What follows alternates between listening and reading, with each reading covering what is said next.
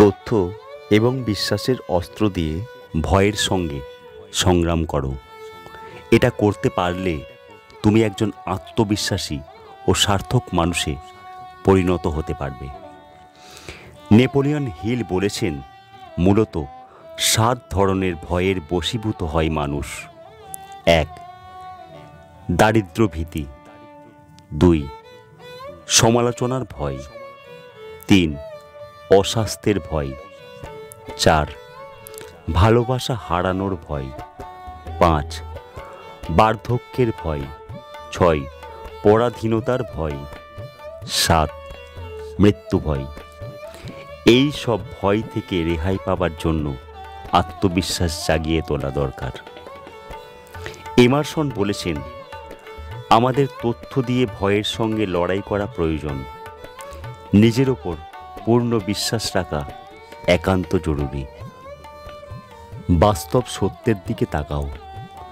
সবথেকে বেশি অনিষ্ট কি হতে পারে তোমার জীবনের?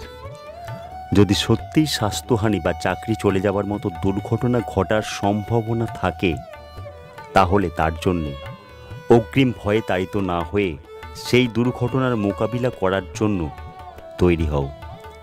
শান্ত চিত্তে উপবিষ্ট হয়ে তুমি কী ধরনের প্রতিশোধমূলক কাজ করতে পারো সেগুলি একটার পর একটা লিখে রাখো। এরপর ওই ক্ষতিকর দিকটি থেকে লাভজনক কিছু নতুন করে তৈরি করা যায় কিনা সে বিষয়ে মনোসংযোগ করো। সম্ভাবনা থাকলে তার চেয়ে ভালো কোনো কাজে নিযুক্ত হওয়ার প্রচেষ্টা করো। নিজের মধ্যেকার গুণাবলীগুলি নিয়ে চিন্তা করো। একটি কাগজে বাঁদিকের পংক্তিগুলিতে তোমার সব ত্রুটি ও বিফলতাগুলি লিপিবদ্ধ করো।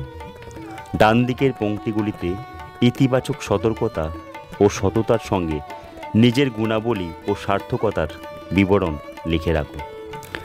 যদি তুমি নিউরেটিক না হও, তাহলে দেখবে বাঁ দিকের চেয়ে ডান দিকের পাল্লা অনেক ভারী।